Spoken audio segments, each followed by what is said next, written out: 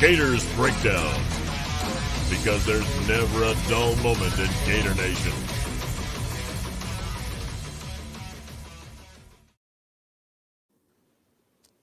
The Gators Breakdown podcast is ready to go. I'm your host, David Waters, and you can find me on Twitter at GatorDave_SEC. And joining you on the heels of the SEC announcing the 2020 schedule, we already know who the Gators will play, and now we get the win.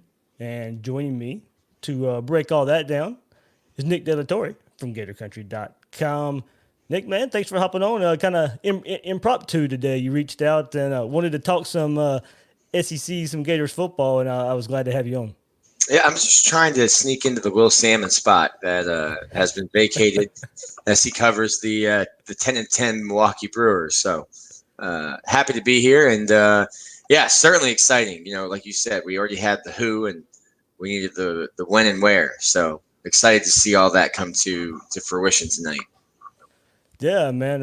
But how's it been going? I don't know. A lot of our listeners, it's been I think a couple months since you've been on. You hopped on with Will Miles and I last time. Mm-hmm. Will's couldn't join us tonight. We weren't sure when we were trying to plan out the schedule if we could, when the SEC was going to announce. And then as of yesterday, we're like, oh, it's going to be on Monday. So hopefully we'll be back on next week. But man, how you been doing? Of course, everything's crazy in the world of sports and just the world in general right now. But how you been holding up?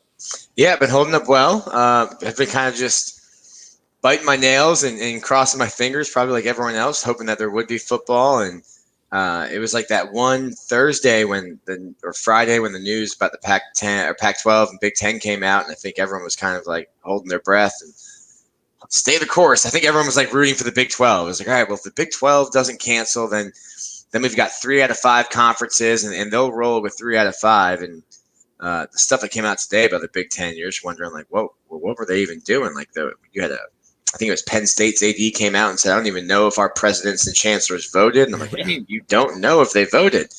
And of course, Justin Fields has, over 250,000 signatures on his, petition to play. So I'm much happier covering a team in the SEC that had a nice, neat 30-minute show to release a schedule, and that I'm not covering, change.org petitions and a complete mutiny from coaches and players for out of the conference.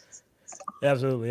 So I hope to see you in person sometime soon in Gainesville. We don't even know if the media will be allowed at games yet or anything. We know for sure they told us no media at practices. So we kind of assume that anyway. I'll tell you this: I will be in Nashville on November 21st. Whether or not I'm allowed to be in Vanderbilt Stadium, I'll jump on one of those like ride along brewery things, and I'll cover the game, while drinking beer and pedaling up and down Broadway. If you want to come and join me, we can go live on Periscope for the entire game. That would be some good ratings there. It'd either be my best writing or my worst writing, but we figure it out. We figure it out at some point. If Florida's playing Vanderbilt, so it's not like it would be a whole lot of probably breaking down of the game anyway. So no, that's true. Yeah. That's true. I will be in Nashville, whether or not I'm allowed to be in the press box or not.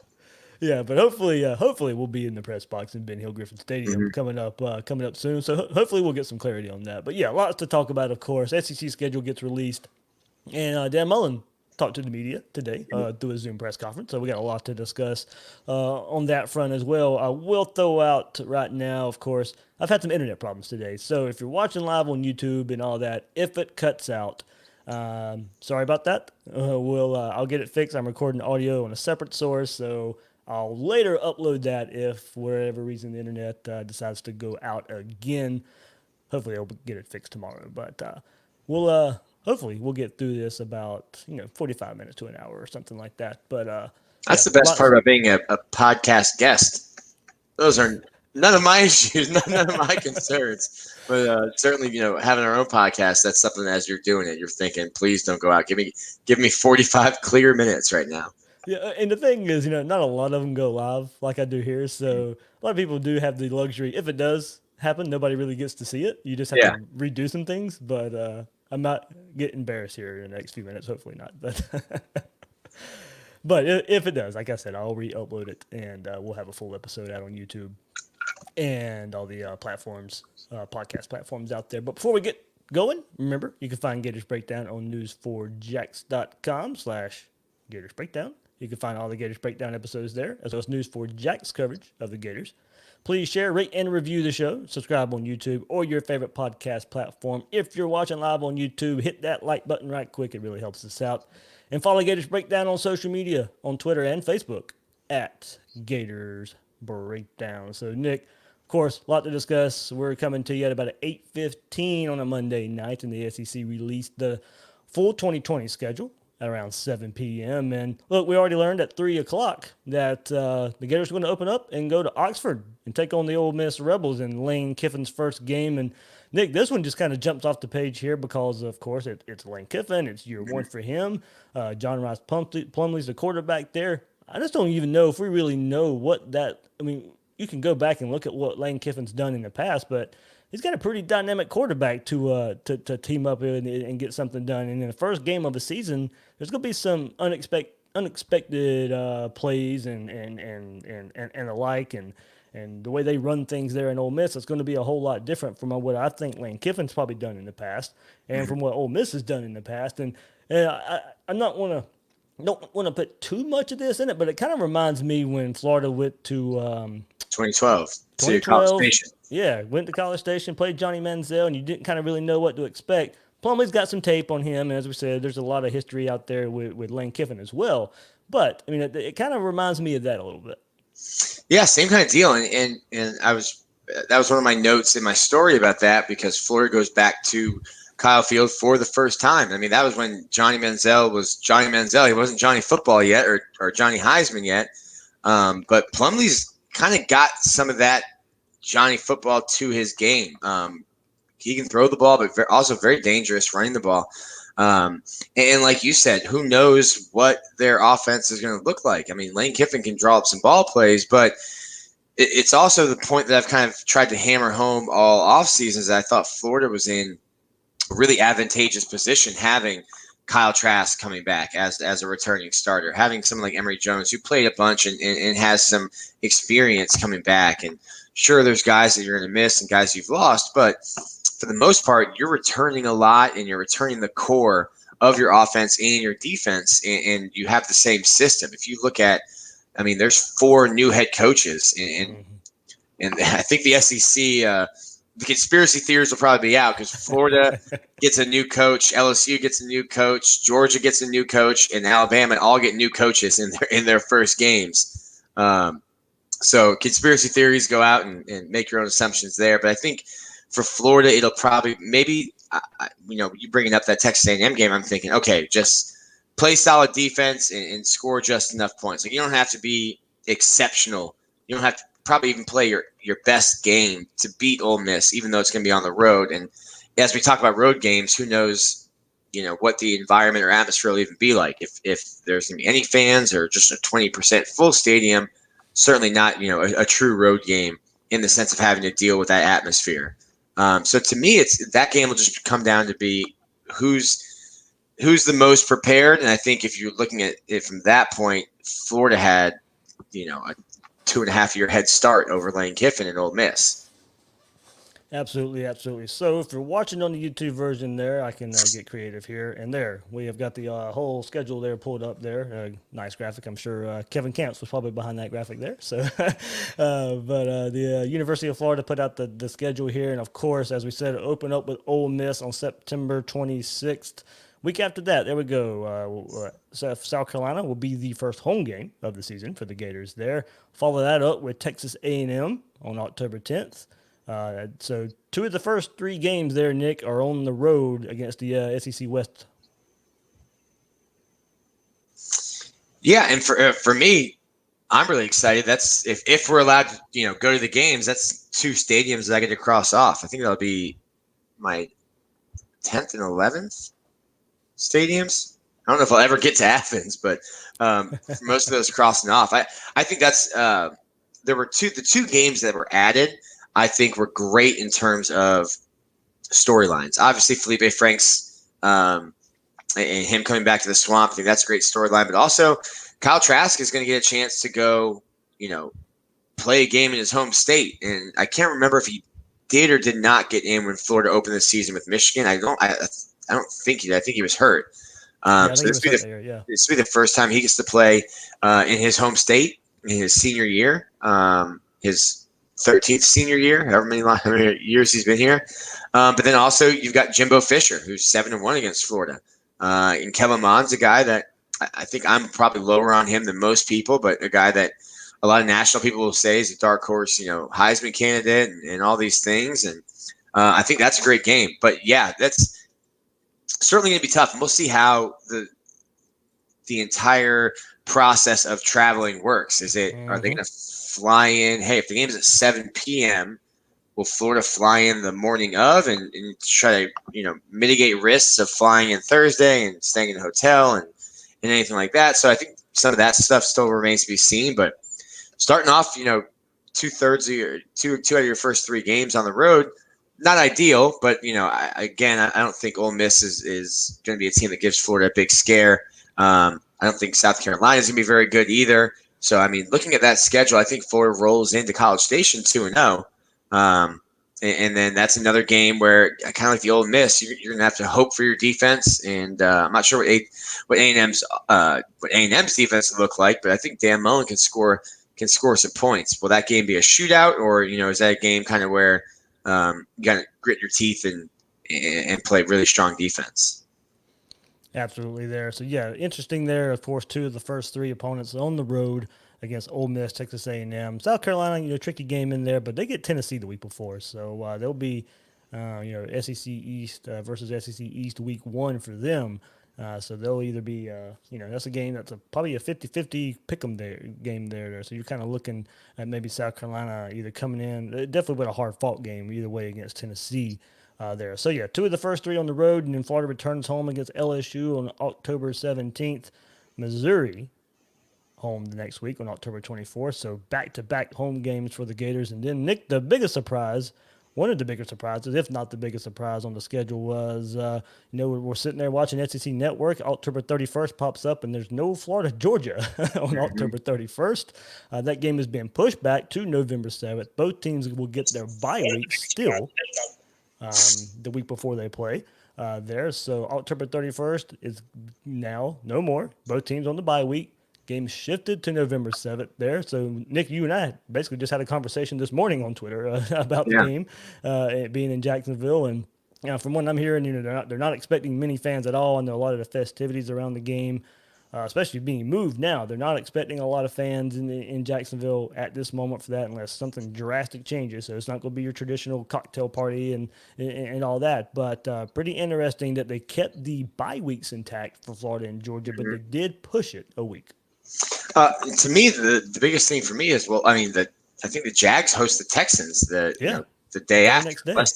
Less than 24 hours, you're going to have a game there. So that definitely lets me know that they're probably not expecting many fans. Yeah. You're not going to have to bring, it used to be a big production that, you've got to bring in extra seating and stuff like that. And I'm usually one of the last people to leave the stadium that night, and you walk out and it looks like an apocalypse in the parking lot there with, the stuff that gets left behind after a tailgate. But to me, it's just, I'd be more worried about the playing surface if I'm the Jags and what kind of input did they have? When Scott Strickland talked to us about 3 weeks ago, he said, it's really hard to move that game, just logistically working with the city and logistically working with another team that, plays games the following day in that stadium. So I thought, hey, we're pretty ironclad there on Halloween. And I think that adds, if in a normal year, I think adding the Halloween to the cocktail party probably makes it even, a little more special if you're out there tailgating for it. With a 6-year-old daughter, though, man, this couldn't have gotten any better for me. Yeah, that's true. That's true. This is single kidless Nick over here thinking, oh yeah, now we're drinking with costumes on before the game. This is great.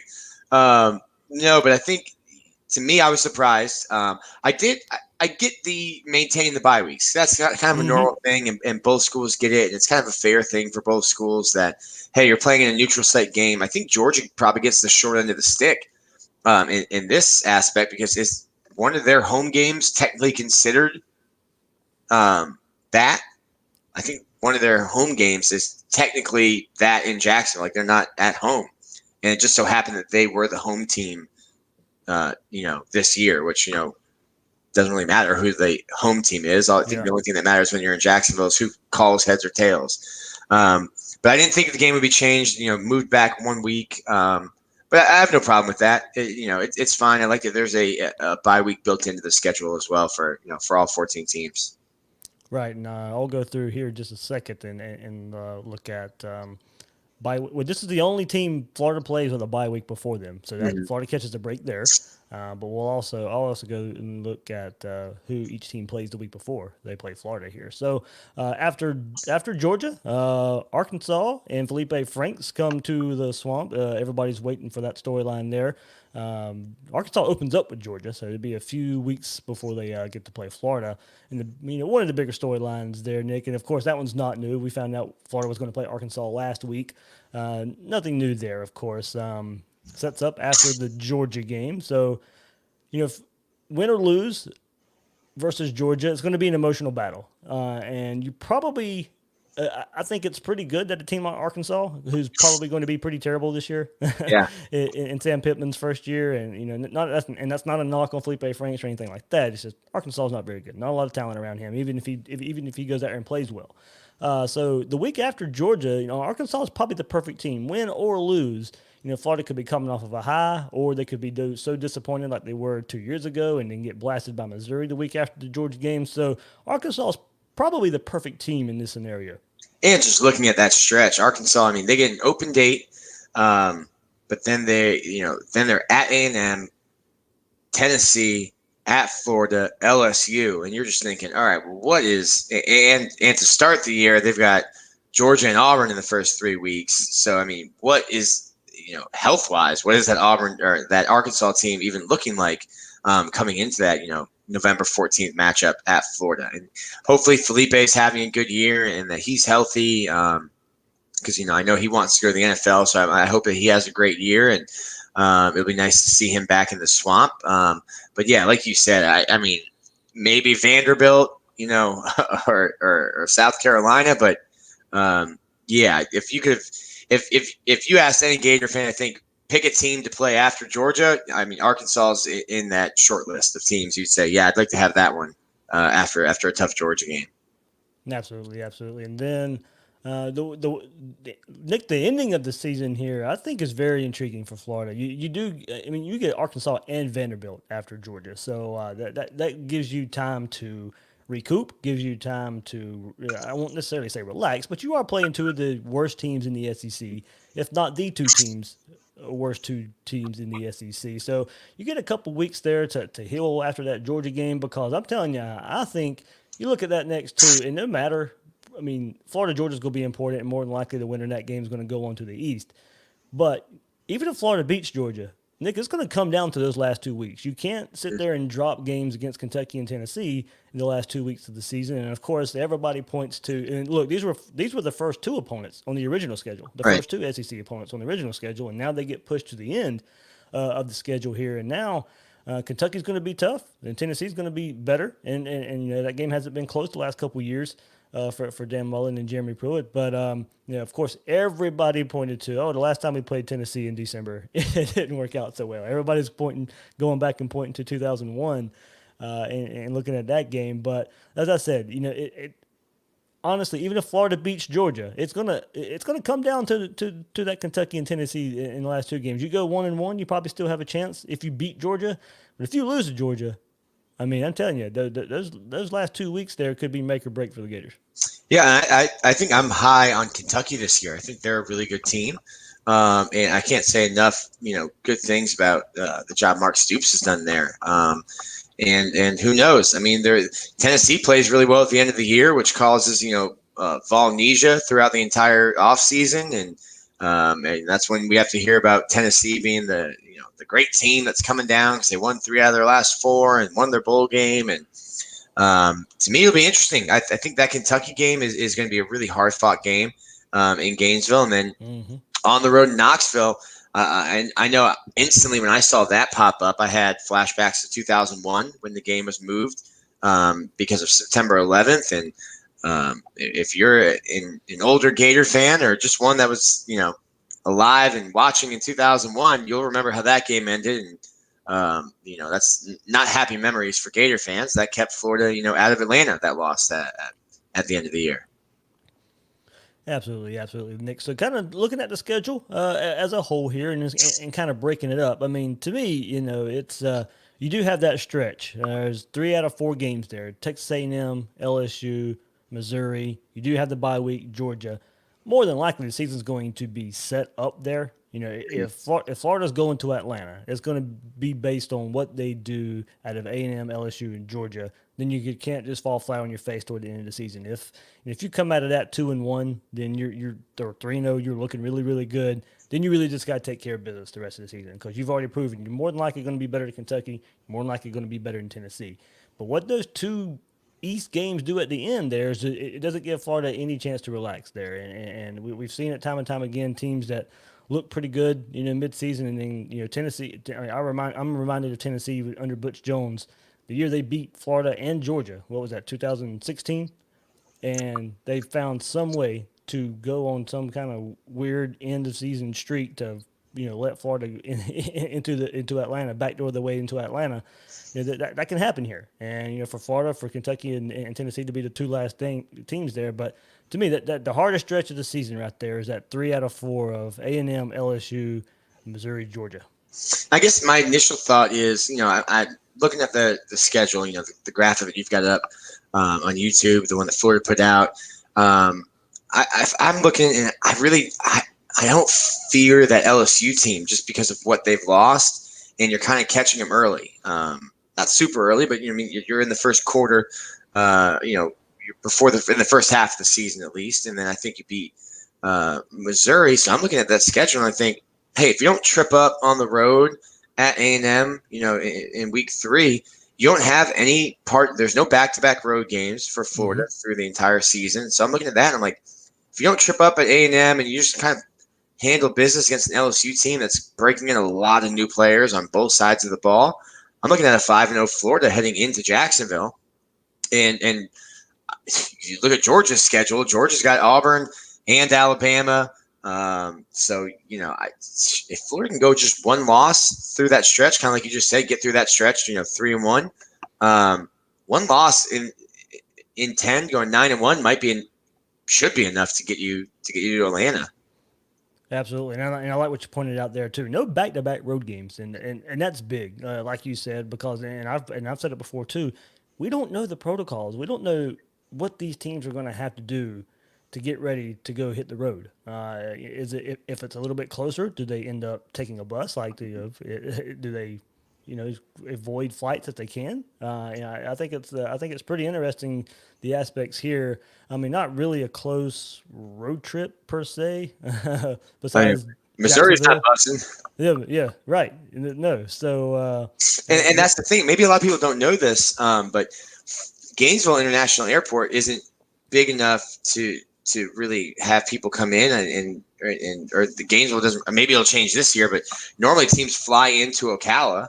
Fly into Gainesville and then bus down to Ocala because there's not a hotel that can accommodate them. So if that's, that's what LSU does, and that's what they're used to, and they play, in Gainesville every other year.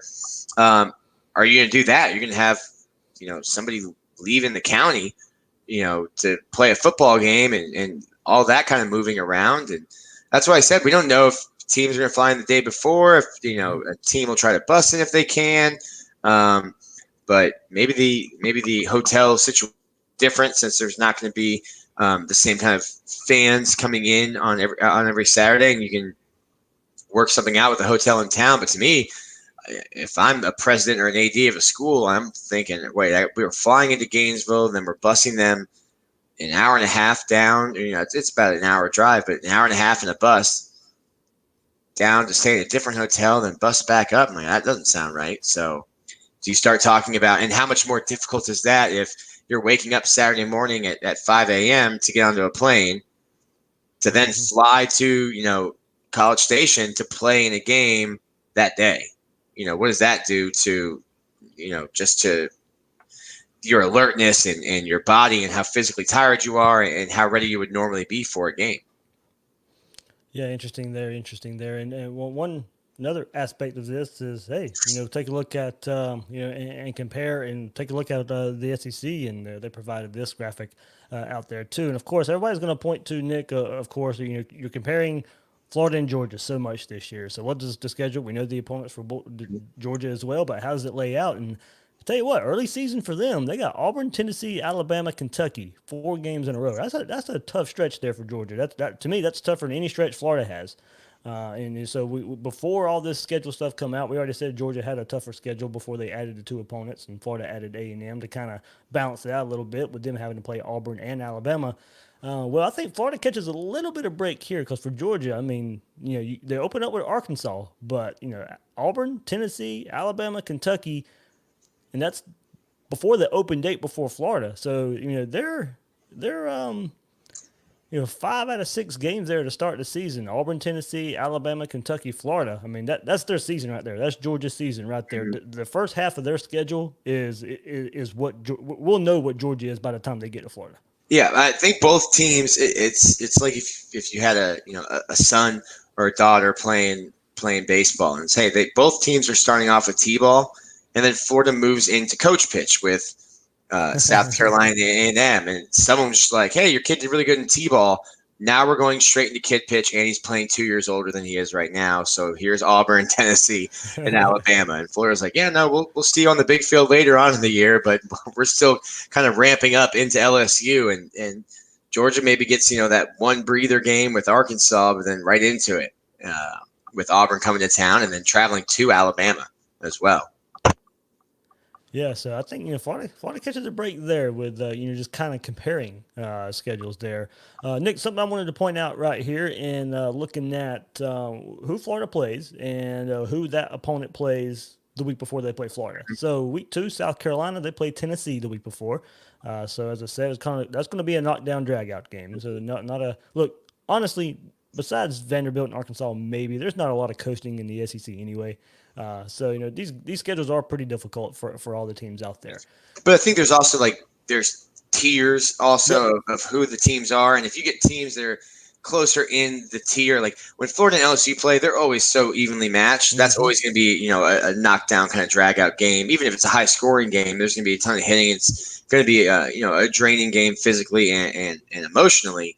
And I think Tennessee and South Carolina are very equally matched. So even though it might not be a great game to watch in terms of the product on the field, but I think those teams are so evenly matched that will be a taxing game for both teams.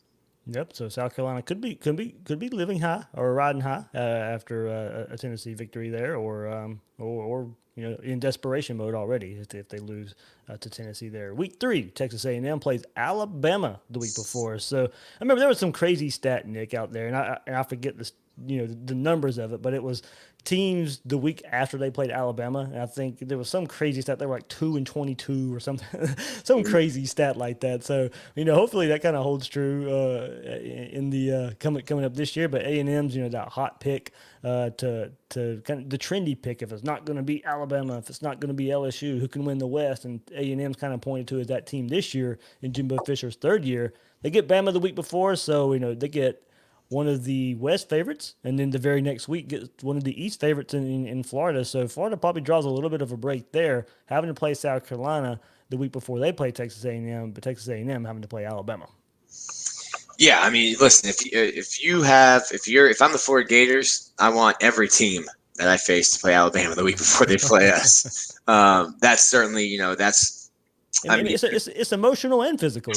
Everybody gets up to play Alabama. Mm-hmm. So can you get up to play that way 2 weeks in a row? Yeah, it's tough. And I mean, sure, certainly it's not impossible, but much more difficult. If that's why you get games that are called trap games. It's like, shoot, like Florida's got to play LSU, but they've got Vanderbilt before LSU. If that were the schedule, it's like, now Vanderbilt's a trap game because they're not going to be paying attention to that. It's like, no, everyone. You pour everything you have into beating Alabama. And, in the era of nameless, faceless opponents, I don't think anyone will ever say that in a press conference when Alabama's coming up. They're not nameless or faceless. and most of them will be playing on Sundays. So it's a great point when you point that out. As much as I've said, hey, I'm worried about Florida's road game and going to College Station. It's a long trip, and Jimbo Fisher and Kellen Mond, stuff like that, and you feel a little bit better if you're thinking, all right, well, they play Alabama the week before. That's for sure. And there's probably other fans of other teams that say that, like, oh, great, they play Florida the week before they play us, so that's good. Moving on here, LSU plays Missouri the week before, so LSU catching a little bit of a break there. Missouri plays Vanderbilt the week before they play Florida. That's in week 5. Week 6 is the bye week, so that's the same as Georgia as we discussed. Both Florida and Georgia a bye week before their week 7 matchup. You move to week 8. Arkansas plays Tennessee the week before they play Florida. Week 9, Vanderbilt's the opponent. They play Kentucky the week before. And then, Nick, for the second time, it happens again. Week 10, Kentucky plays Alabama the week before they play Florida. So, hey, look, we've discussed at length, us, Gator podcasters and writers and all that stuff. Hey, look, Kentucky has given Florida fits for the past 5-6 games that they've been matched up against. It's a tough physical team. That's just the way they play under Mark Stoops, and they're going to bring that to the Swamp once again. Well, they got to go, and play a tough physical game against Alabama the week before. Yeah, I mean that's a game that we just said, emotionally, physically, spiritually draining. You'll wake up a different person after playing against Alabama, and that's a big one for Florida because I keep saying it, and I don't think anyone's listening to me, but I keep saying I think Kentucky's a good team. But when you look at their schedule, I mean they kind of got the short end of the stick there too. They open up at Auburn, obviously play their East schedule, so they get Auburn and Alabama, along with Mississippi State and Ole Miss from the West. So it'll be interesting to see, what they look like coming out of that Alabama game. But you definitely, like I said, same thing about A&M. You feel better about playing a team if they had to play Alabama the week before.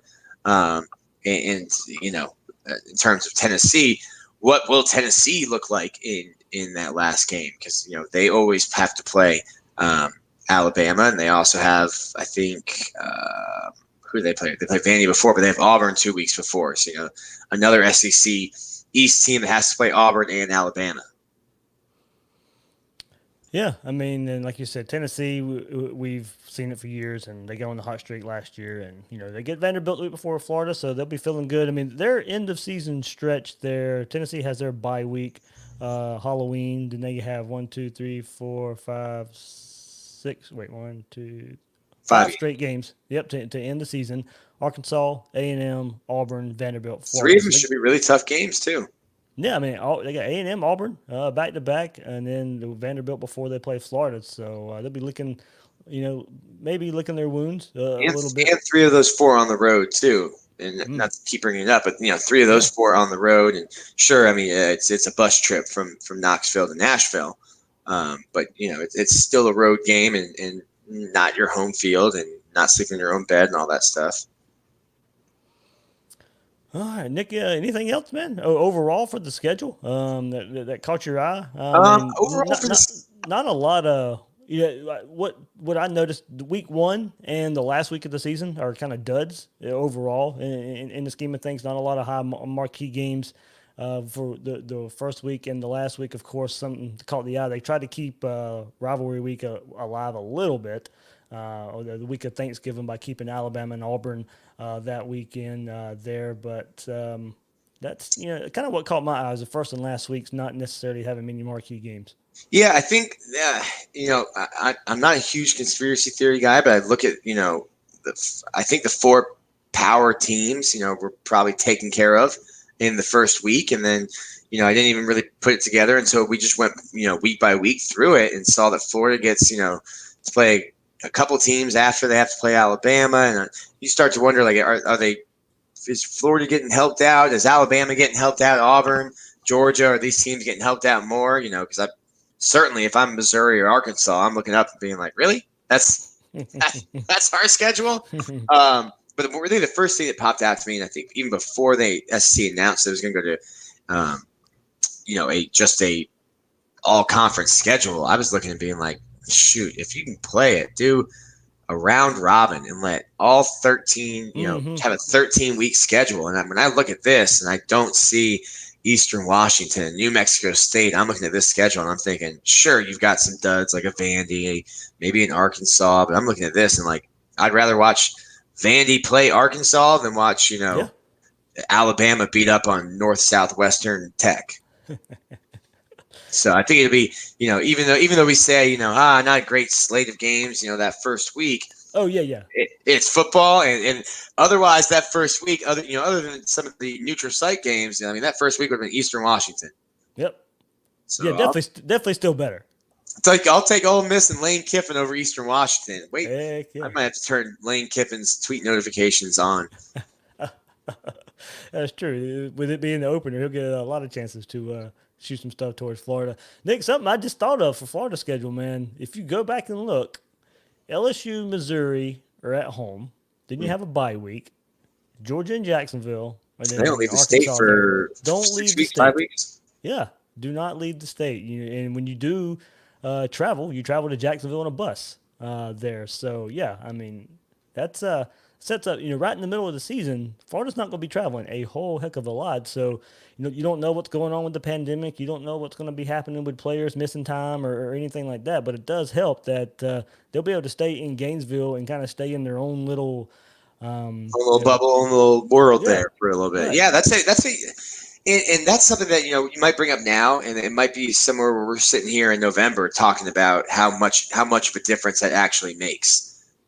Like you just said, it's not just injuries, because you're talking about an injury can happen literally in a practice, but now you're also bringing in, a player could be in quarantine for 14 days, and it's like Dan Mullen said to us today on his press conference was that when we had only voluntary workouts and guys were kind of able to like go back home and then come back and work out a little bit versus when they had mandatory workouts and hey, we're in a tight schedule here. We've got our meetings, we've got this, and we've got that. I think that's when they started getting less and less positive tests, and it wasn't just positive tests, but now if a wide receiver is in a group, with 8 other players in a workout group and he tests positive, well now all 7 of the other guys are in quarantine because they were in close proximity. So if you're talking about that, I think it's huge. If you look at Florida not having to leave the state, and really not leave Gainesville other than, the one bus ride to Jacksonville for 5 weeks in the middle of the year, that might turn out to be even a bigger deal than, we're making it right now. And one more thing about that Georgia game, we're sitting here talking about a bus trip. That is a further drive, of course, for Georgia, and we've heard that side of the fan base, complain a little bit about, it's not Jacksonville's not in the middle; it's a lot closer drive for Florida, whatever. That does make me wonder if Florida will travel day of, and Georgia may have to come the night before, and just because of them being much further there. So if, Florida could be, I am interested to see how they interact with that, because as we know, the fan bases are not going to be. There won't be a normal 100,000 people descending on downtown Jacksonville. Maybe both teams get there's some hotels in downtown Jacksonville that probably honestly, if it's not a normal game and it's not a normal capacity for the stadium there, both teams really could just stay in downtown and be at the stadium in a matter of 5 minutes if they both come in on Friday night still. Yeah, but that's probably a luxury, that you bring up that Florida would have that Georgia wouldn't have. Yeah. So that's one thing. But then also, coaches are such creatures of habit. And then you're like, well, do I want Georgia to be in town, sleeping in a bed versus, and then waking up whenever they want versus us having to wake up, an extra 2 hours early 3 hours early probably to get, make sure everyone gets on a bus and does all this. If I'm Dan Mullen, I'm probably thinking, hey, put a bubble around our hotel and we'll stay there, for a week have to. But yeah, that'd be interesting because it's like you said, it probably is a close enough drive. And Florida goes home, buses home right after that game. And, I see tweets from players while I'm still sitting in the press box trying to type stories and they're already back in Gainesville. And I get jealous about that. But that'd be something to ask Dan Mullen probably the next time we talk to him. All right, Nick, let me get here a couple reactions here from Gators Breakdown listeners here. So Scott Sweat says, so ready to kick it off. Was hoping to keep Georgia a little earlier because their offense is so new, but we can win the East if we stay healthy. Yep, being healthy is a part of it, especially just because the way they kind of 10 SEC games here, so being healthy is going to play a big part in this with a lot more physical games that you would expect. No cupcakes. You may be playing your starters in games a whole lot longer than you normally would without the 3 cupcakes on the schedule there. So where Georgia is on the schedule still kind of matches up with where it was on a normal schedule. So yeah, it would have been nice maybe if they were going to completely redo the schedule to maybe have Georgia earlier on the schedule if you're looking for that ever elusive win versus the Bulldogs. Yeah, you got to get. If I'm Dan Mullen, or I'm not Dan Mullen, but I'm saying it. Year 3, you got to get over that hump, and the way that the schedule kind of breaks down. And sure, this year might be one that it has an asterisk next to it for the amount of teams that are playing, the amount of teams that aren't playing. And, I saw some people talking about a bowl game. Like, what about a bowl game? What about the college football playoff? I'm thinking, let's just get to September 26th and see some football on September 26th before we start worrying about that.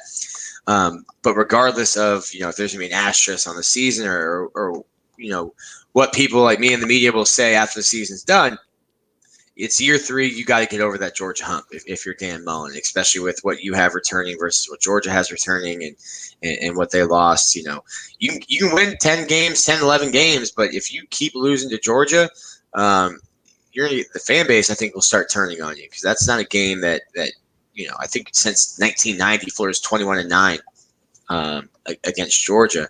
And it was a lot worse if you think about how the games have gone probably the last 6 years. It was a lot worse than that. Yep, time to get that one.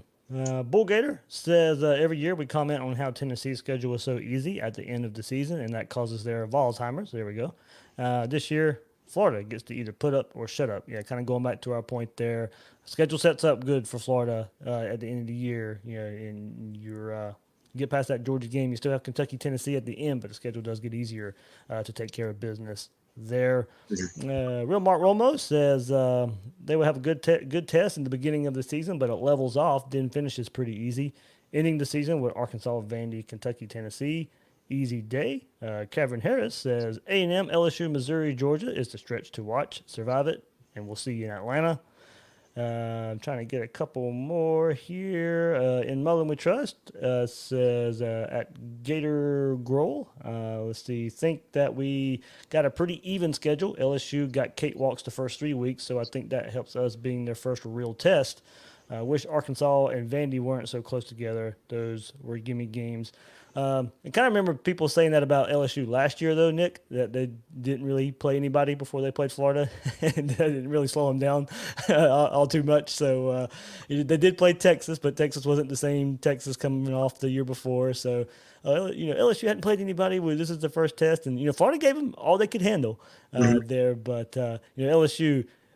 Definitely not the same team. They do get a bit of an easier look early on here. So, before Florida, they play Mississippi State, Vanderbilt, Missouri, Florida. So they do get to warm up before they play Florida. A lot of new pieces there for LSU. So, that isn't a great point.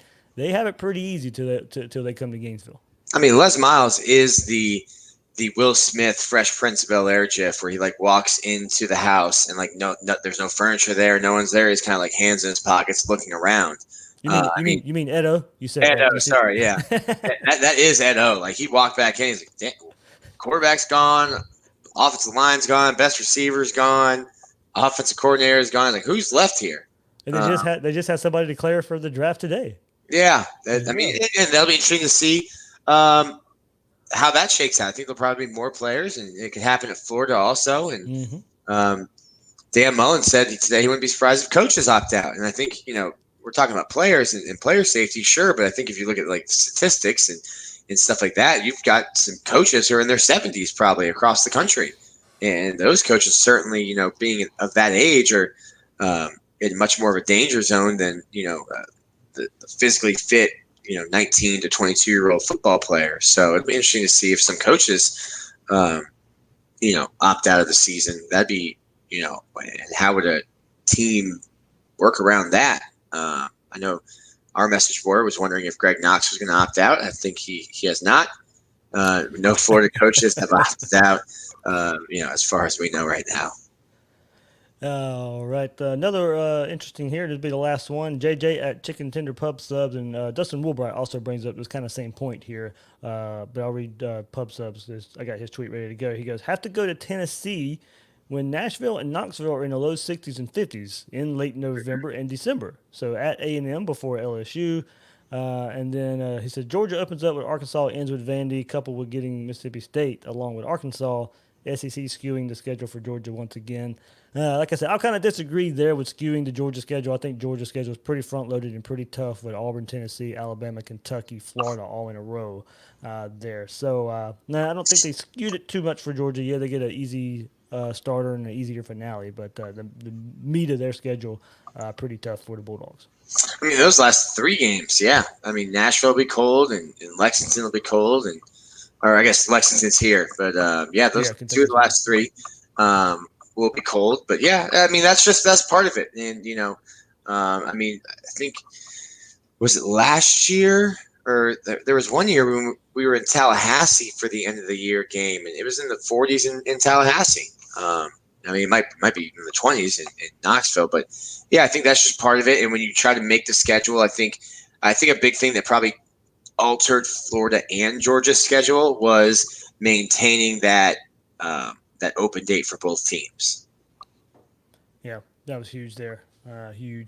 So, all right, Nick, we got to speak with Dan Mullen this morning for the fall camp presser that they do to kick off fall camp. And of course, the big story kind of blew everybody away. And we knew that the possibility of players not being on the practice field leading up to the season was it was going to happen. Every school is going to have it. It's not that's not going to be the surprise. The surprise could be who is not on the field at that point. So first reported by Zach Goodall at Gators SI, and wide receivers Trevon Grimes, Kadarius Toney, Jacob Copeland not at Florida first practice today or to kick off fall camp, and Zach Carter as well on the defensive line. So. Now, Nick, of course, you hope these guys are making the right decisions there, and only they can make that decisions for themselves. And look, so many different factors here that could play in to these guys not being on the field. None of them are thought to be high draft NFL picks. So it leads me to believe, could be health related, needing to get more information and answers, or players' rights movements and all that stuff that's been going on recently as well. Trevon Grimes tweeted, "Don't believe everything you read." And look, he considered jumping to the NFL last season, but he definitely needs more tape to improve his stock. And I can seriously imagine him thinking about more of the health aspects of it with him and his family. I remember his mom is a cancer survivor. She's a nurse as well, so I'm sure she's looking at it from a different perspective than a lot of people are. So his mom getting sick was one of the main reasons he ended up in Gainesville as well. So I'm sure health played a factor there. So you can see how this would weigh on his mind and may play a factor here. Zach Carter's dad told Zach Alberverdi that Carter wants to play, but he just doesn't feel safe, so he's taking the cautious route right now. So some players out there in college football and probably at Florida still see serious doubt if the season even really gets played. So waiting for more concrete info before they see it's out there, taking a risk for a season they don't even for sure is going to be played yet or not. Yeah, I think the biggest thing that you said there was that it's on every player, and there's really not a reason that I think anyone can say, no, you're wrong, you should be playing. If a player doesn't feel safe for whatever reason, whether it's coronavirus, and you can say, well, look at the statistics, it's not hurt. Okay, well then you put the helmet on, you go do it. And so to me, it's Kyle Trask would come out on September 25th, the day before. I'm like, I really don't feel safe. I'm like, man, the timing of that doesn't really work. It's not the best timing, but I don't think you'd be able to fault him for making a decision like that. Like you mentioned with Trevon Grimes, his mom being so close to the situation.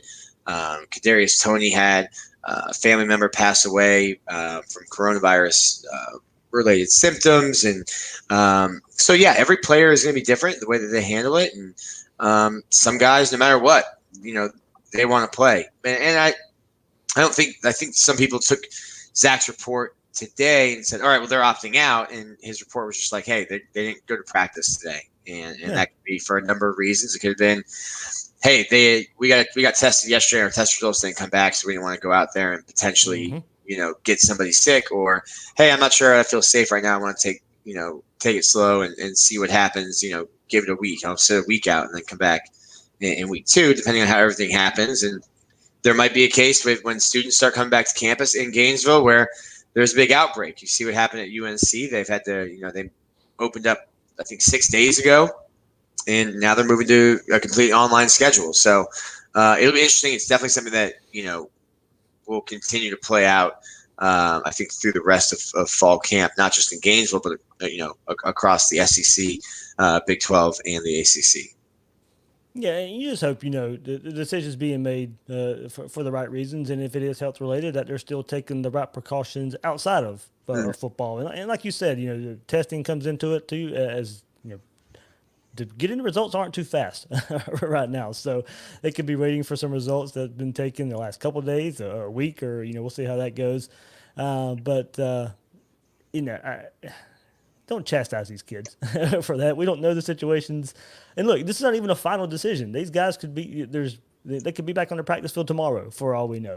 It could just be, like you said, Nick, the timing of it all. And timing could be more of an issue more than anything right now, and still trying to get more information for themselves and families and before it all plays out. So, of course, Nick, it really garnered headlines, and we'll take a look at the football aspect of it here just for a second. If these guys do decide not to come back, and I don't want to go that far with it, I don't think all 4 of these players will not be playing sometime this fall. It's whether it be just one of them or 2, 3, all 4 of them coming back, but I don't think all 4 of them will be sitting out. But this is big news for the wide receiver core if it holds up, Nick. You still have Kyle Pitts at tight end there, but when you have players like Demarcus Weston, Trent Whittemore, Rick Wells, true freshman Xavier Henderson, Jaquavion Frazier, they got to step up. And Mullen did say today, no decision has come from the NCAA for wide receivers Justin Shorter and Jordan Pouncey. So if those guys we just mentioned were to opt out, the whole dynamic at wide receiver changes as far as experience goes. Yeah, I think obviously when you look at Florida, you look at what they lost last year at wide receiver. My whole stance all offseason has been, but you're fine. You've got Kadarius Toney, Trevon Grimes, Kyle Pitts, Jacob Copeland, the guys that you mentioned, and I'm like, you're fine with those guys. The dynamic really changes then because even though Toney only had 10 catches last year, and Copeland only had like 21.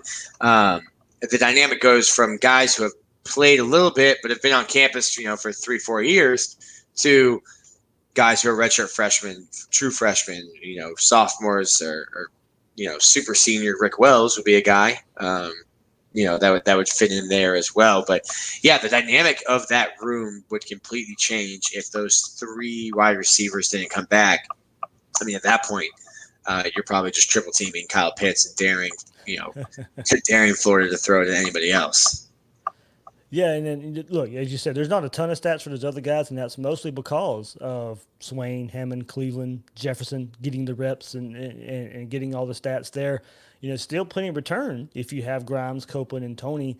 But if not, Nick, and you mentioned him, you lose if all those guys decide to sit out, the ones that didn't practice today, you lose your top 7 pure wide receivers from last season. Your leading wide receiver would be Rick Wells with 2 catches. And that's a scary proposition. And look, there is some talent there, but as you said, that experience. I mean, we go back and look at those seniors that they lost last year. It was experience, it was leadership, and not just experience. Those guys have been around the program. They were instrumental in getting a lot of the young guys to kind of come around to Dan Mullen and put in the work. And they didn't have a lot of success under Jim McElwain, and they had to kind of have a culture shock and come along and bring the young guys along with the culture change that was Dan Mullen.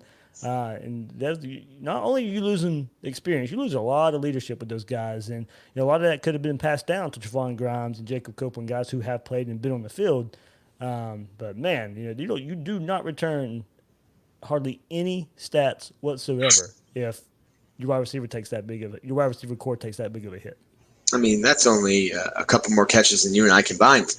We're not on scholarship. That's for sure. I think Trevon Grimes is probably a guy vocally, and then also in his actions and in the way he carries himself, is a guy that would be a leader for that group. And then obviously, like we already mentioned, just given his mom's situation and his family, probably the closest one to knowing or being on like the front lines of everything that's happening and seeing how it can affect people. But yeah, certainly. If I had to place a bet now, I would say that all four of those guys would play, because I think what it comes down to is I think that what the SEC is doing and the way that SEC is handling it is as best as you can handle it. And then Florida is just in such an advantageous position with the relationship and the proximity to UF Health and the kind of testing and the kind of care that you can get right there. I think all four guys, if I had to put money on it today, I think all four guys, I would expect them to play. Agree there. And if it stays this way, Nick, another aspect is, how does it change the offense?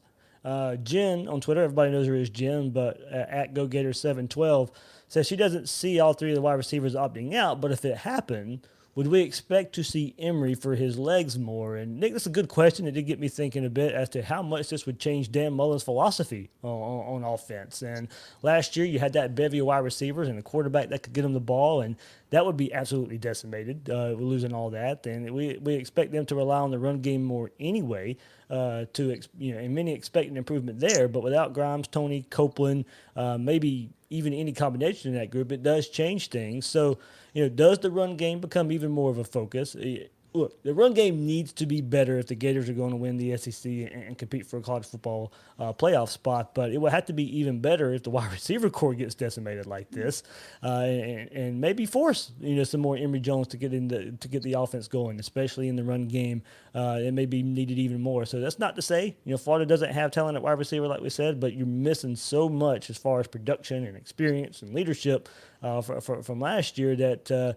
You go back and look at Georgia all the talent that they lost at wide receiver last year, but we saw their drop off. They had a lot of talent, but losing that production from the year before really hurt their hurt their offense, and they had a run game to go along with it, and they still couldn't get it going.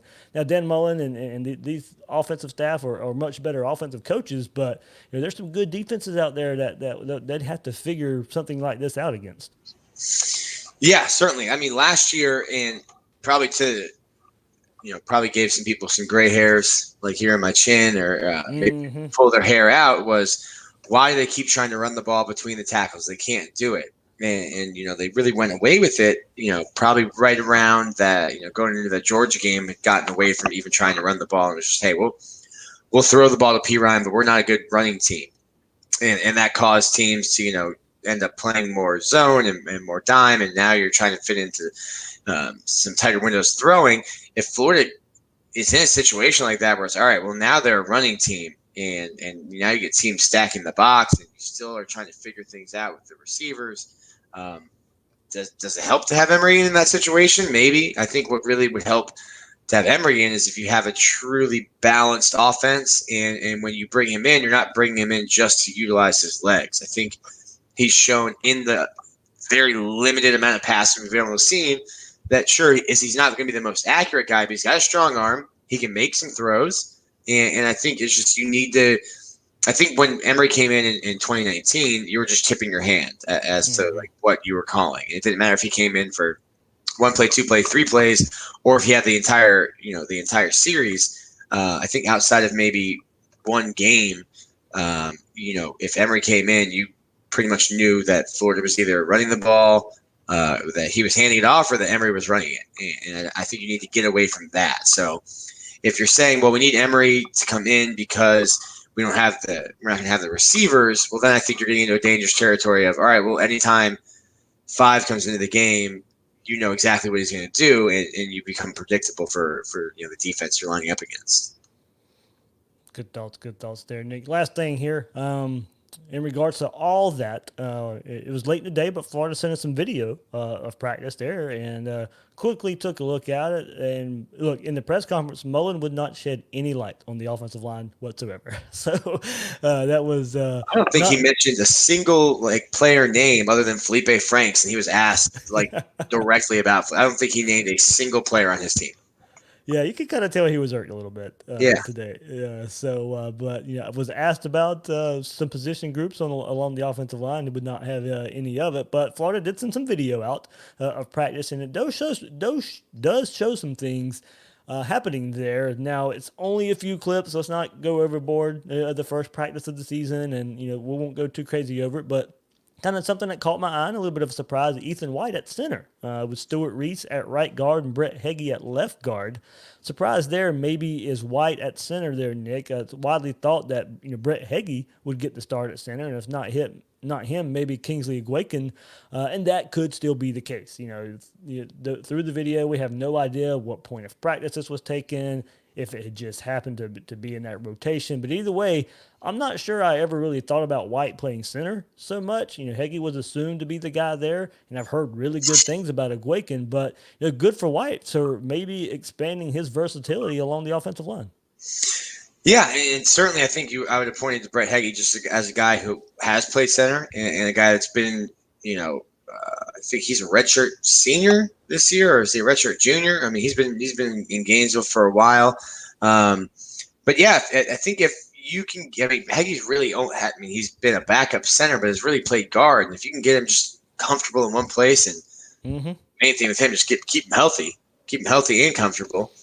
Stuart Reese is a guy that I know he's played tackle and guard. I don't know if you really want to throw him at center. It's probably like, hey, can we get Ethan White to play center? And then we've got these other two guys that are good. You're trying to get your best five. And if you have two guards who could play center, but they're better off at guard, hey, well, we know that they could play center. Let's try someone who we aren't sure if they can yet, especially early on, and see if that works. Because if that works and he can play center, we feel better about the guys next to him. And then if you're talking about playing a redshirt freshman at a position, hey, now we've got a graduate senior and a senior next to him to help him out on the offensive line. I think that's another issue, or probably another reason why you try Ethan White there at center, is because of the experience that you have next to him on either side. Yeah, Reese's experience, because he was recruited by these guys, so he knows the offense. And as you said, Heggie just experienced playing guard for the last 2 years under Dan Mullen, so definitely a lot of experience put around Ethan White there. If that's the case, like I said, very limited in what we got to see in the video there, but if something that caught my eye there. So, all right, Nick, man, that'll do it for this episode, man. I'm glad you could hop on with me. What you guys got coming up at Gator Country? Josh, football stuff now. It's, I'm no longer a coronavirus reporter. I can actually start writing about football. That's fun. We'll have Andrew and I'll do our podcast tomorrow, so that'll be up for you guys on Wednesday. And just sitting here and thinking, get to September 26th. And I've been missing sports and have been kind of eating up everything that NBA, NHL, MLB, all of it. So I'm looking forward to college football. That's for sure. All right, that's Nick Delatorre at GatorCountry.com. You can go find all of his work there. Follow him on Twitter at Nick Delatorre GC. I'm the host of Gators Breakdown, David Waters. You can find me on Twitter at GatorDave_SEC. Guys and girls out there, thanks for listening to this episode of Gators Breakdown.